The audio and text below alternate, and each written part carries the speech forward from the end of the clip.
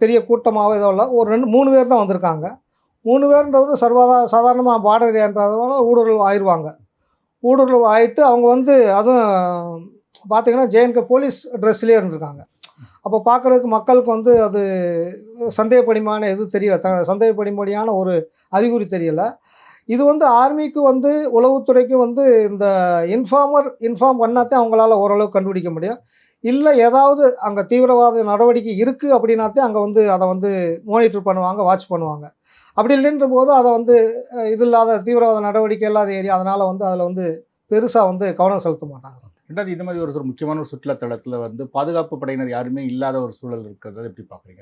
பாதுகாப்பு படைன்றது வந்து JNK police இருக்காங்க. அங்க போலீஸ் தான் கைட் பண்ணுவாங்க. எல்லாத்துக்கும் இது பண்ணுவாங்க, பாதுகாப்பு குடுப்பாங்க.